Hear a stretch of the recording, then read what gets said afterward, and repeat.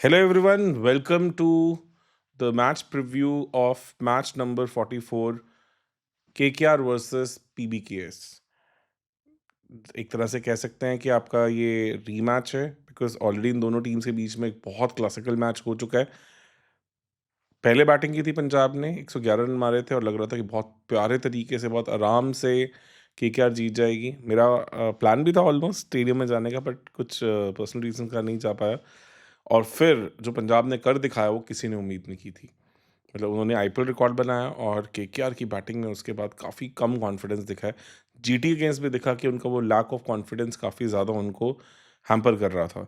यहाँ पे चीज़ें थोड़ी बदल जाती हैं क्योंकि ईडन गार्डन्स में केकेआर ने पंजाब के अगेंस्ट हमेशा अच्छा किया। 13 मैचेस में 9 बार जीते हैं, जो कि एक वेन्यू के हिसाब से देखा जाए तो एक किसी भी एक टीम का एक अच्छा खासा रिकॉर्ड है। और कुछ चीज़ें हैं दोनों टीमों के लिए जिसका थोड़ा ध्यान रखना चाहेंगे। अगर हम मिडल ओवर्स की बैटिंग की बात करें तो नंबर 4 से लेके नंबर 7 तक जो कलेक्टिव बैटिंग एवरेज है वो केकेआर की 20 की है। पंजाब भी बहुत अच्छा नहीं कर रहा है वहाँ पे, पंजाब भी 24 पे ही बैठा है, पर KKR lowest among all the teams है। बीच में एलएसजी भी आ जाती है 22 पे। बट एलएसजी और पंजाब के लिए जो चीज़ काम करी है कि उनके टॉप 3 ने रन्स काफ़ी दिए हैं। यहाँ पे केकेआर के लिए ओपनिंग पार्टनरशिप 20 की भी नहीं है। 19 की ओपनर्स एवरेज आई है पार्टनरशिप, और ये अमंग ऑल आईपीएल टीम सबसे वर्स्ट है। पिछले सीज़न ये 46 के आसपास थी, पर फिल जॉर्ज जा चुके हैं, नारायण कबिल्ला वैसा नहीं बोल पा रहा है। टी कॉक भी उसका बहुत बड़ा रीज़न है। अभी तक एक भी 50 रन पार्टनरशिप इनके ओपनर से नहीं आई है, जो अक्रॉस ऑल आईपीएल टीम्स इकलौती ऐसी कहानी है। ओपनर से स्टार्ट ना मिलने के कारण जो मिडल ओवर के बैटर्स हैं वो हमेशा कभी ना कभी जब आए हैं तो वो प्रेशर में ही आए हैं, जिसके चलते वेंकटेश अय्यर की एवरेज पिछले साल जो कि 46 की थी वो गिर के 22 की रह गई है। जो एंड्रे रसल थे वो तो 9 की एवरेज पे जूझ रहे हैं। रिंकू सिंह, जिनके बारे में बात हो रही है कि शायद काफ़ी मीम्स चलते हैं कि गरीब रिंकू बढ़िया था, अमीर रिंकू से तो रन नहीं लग रहे, पर शायद स्टैट्स कुछ और कह रहे हैं। पिछले साल उनकी एवरेज सिर्फ 19 की थी, इस साल उनकी एवरेज 33 की, और स्ट्राइक रेट भी इतना बुरा नहीं है। 146 के स्ट्राइक रेट, 146 के स्ट्राइक रेट से वो खेल रहे हैं।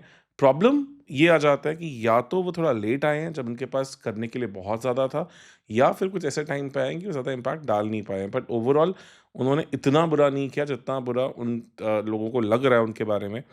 यहाँ पे कुछ चीज़ें इंपॉर्टेंट हैं। वेंकटेश अय्यर का मिडल ओवर्स में रन मारना बहुत इंपॉर्टेंट है बिकॉज जहाँ तक स्पिन की बात की जाए, स्पिन के अगेंस्ट अजिंक्य रहाणे बहुत फंस रहे हैं। इस आईपीएल में हमने देखा है कि वो बार बार स्पिन के अगेंस्ट आउट हो रहे हैं, जो कि काफ़ी ज़्यादा कंसर्निंग है, कंसिडरिंग कि वो ऑलमोस्ट ऐसा सा इंप्रेशन दे रहे हैं कि जैसे 90s की इंडिया देती थी कि जैसे ही अजिंक्य रहाणे आउट होते हैं वैसे ही पूरी उनकी टीम कोलैप्स कर जाती है। जो डिफीट्स हैं वो उनके आउट होने के बाद काफ़ी ज़्यादा एविडेंट दिख रही हैं। तो वहाँ पे उनका स्पिन के अगेंस्ट स्ट्रगल काफ़ी कंसर्निंग है, इसलिए वेंकटेश अय्यर बहुत इंपॉर्टेंट हो जाते हैं। अब उनको नहीं छोड़ पाएँगे। एक चैलेंज है वेंकटेश के सामने, मार्को जॉनसन का। पिछले 4 इनिंग्स में 3 बार मार्को जॉनसन ने उन्हें पवेलियन भेजा है, सिर्फ 14 रन दिए हैं, तो एवरेज मार्को जॉनसन के अगेंस्ट सिर्फ 4.67 का। ये मैचअप थोड़ा इंटरेस्टिंग होने वाला है क्योंकि मार्को जॉनसन अब धीरे-धीरे लग रहा है कि अपनी लय ऑलमोस्ट वापस पा चुके हैं।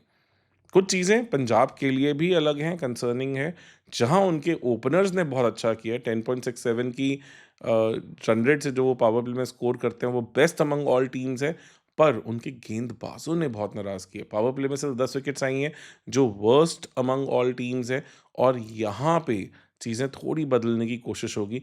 ज़ेवियर बार्टलेट को लेके आए हैं, कुछ-कुछ चीज़ों पे दिखा है कि उनके अंदर शायद थोड़ी इफेक्टिविटी आई है, बट वैसी-सी बात अभी भी नहीं हुई है। अर्शदीप ने विकेट्स लिए हैं इस सीज़न, 11 विकेट्स लेके बहुत बढ़िया कर रहे हैं, बट वो जनरली थोड़ा back end of the innings में आई हैं या फिर अब आनी पावर प्ले में शुरू हुई हैं।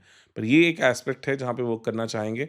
तो और एक और कंसर्निंग बात पंजाब के लिए ये है कि मैक्सवेल, स्टोइनिस, जॉस इंग्लिश किसी के बल्ले से रन नहीं आए हैं, और शायद जॉस इंग्लिश को एक और मौका मिल जाए क्योंकि अभी तक थोड़ी फँसी हुई विकेट्स पे खेले हैं। ये एक थोड़ा रिलेटिवली ट्रू सरफेस एक्सपेक्टेड है यहाँ पे, और शायद हम फिर से मैक्सवेल की वापसी देखें क्योंकि उनकी ऑफ स्पिन थोड़ी-सी हैंडी आ जाती है, वहाँ पे चीज़ें बदल जाती हैं।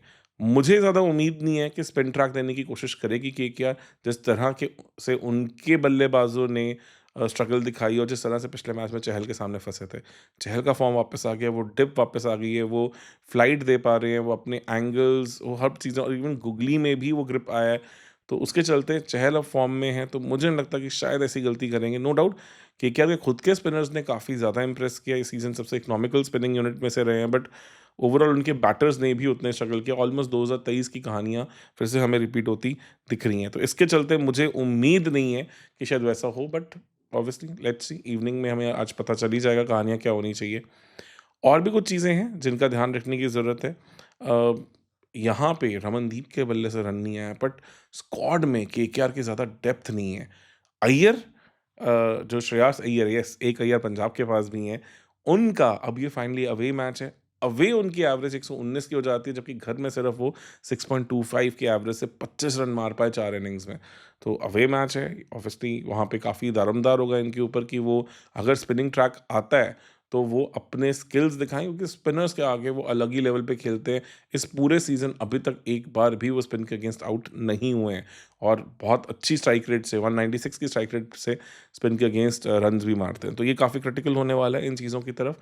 प्लेइंग 11s की तरफ थोड़ा-सा रुख कर लेते हैं, देख लेते हैं कि प्लेइंग 11s हमें किस तरह से एक्सपेक्टेड है, किस तरह की प्लेइंग 11s हो सकती हैं। पंजाब के लिए मुझे सिर्फ ये जो स्टोइनिस मैक्सवेल का एक मॉडल सा बना हुआ है, उन दोनों में से एक को ही सेलेक्ट होते दिख रहे हैं, बाकी चेंजेस दिख नहीं रहे हैं। तो प्रियांश आर्या, प्रभसिमरन ओपन करेंगे, वन डाउन आप श्रेयस अय्यर को देखेंगे, नंबर 4 पे जॉस इंग्लिश, नंबर 5 पे निहाल वडेरा, फिर नंबर 6 पे देखते हैं कि मैक्सवेल या स्टोइनिस में से कौन। मुझे लग रहा है शायद मैक्सवेल को चांस मिलेगा, स्टोइनिस के बल्ले से भी रन नहीं आए हैं, गेंदबाजी में भी उनके वो पैनापन नहीं दिख रहा। नंबर 7 पे फिर आप शशांक सिंह को देखेंगे, नंबर 8 पे यहाँ पे मार्को यॉन्सन आ जाते हैं, नंबर 9 पे आपके पास अर्शदीप, नंबर 10 पे ज़ेवियर बार्टलेट, और नंबर 11 पे हमारे पास चहल आ जाते हैं। तो इसके साथ भी आपके पास और ऑप्शंस भी हैं, जहाँ पे चीज़ों को थोड़ा-सा अ, बदला गया है, और भी आपके पास इम्पैक्ट ऑप्शंस भी निकल के आती हैं। अ, मार्को यॉन्सन हैं, ये सब और प्लेयर्स हैं जहाँ पे चीज़ों में फिट हो सकते हैं, तो ये काफ़ी हद तक कहानी होनी चाहिए। हरप्रीत ब्रार भी अब फिट हो गए हैं, उनकी फिंगर इंजरी चल रही थी। लास्ट मैच में हमने उनका एक बड़ा अच्छा बैंटर भी देखा कोहली के साथ, जहाँ पे कोहली ने बोला भी ये चीज़ को कि आपका हाथ लगता है कुछ ज़्यादा जल्दी ठीक हो गया है। तो वो भी मुझे लगता है की पार्ट ऑफ द इनिंग्स हो सकते हैं, और अगर थोड़ा फ्लैट डेक है तो शायद हम वैशक को भी देखें, बिकॉज़ ड्यू यहाँ पे भी फैक्टर आता है। डिफेंड करते हुए यहाँ पे भी वो कंसर्न्स निकल के आते हैं, तो उस चीज़ को थोड़ा-सा ध्यान रखने की कोशिश करेगी पंजाब। बट हरप्रीत ब्रार ने इम्प्रेस किया है, 2 मैचेस में जहाँ खेले हैं, उनकी गेंद में वो पैनापन दिखा है। आरसीबी के अगेंस्ट दोनों मैचेस में उन्होंने कुछ-कुछ इफेक्टिविटी दिखाई। एक बार 1 ओवर में 2 विकेट्स लिए, और जो अब मुल्लापुर में उनका स्पेल था 4 ओवर 27 1 विकेट, वहाँ पे भी उन्होंने काफ़ी इम्प्रेस किया।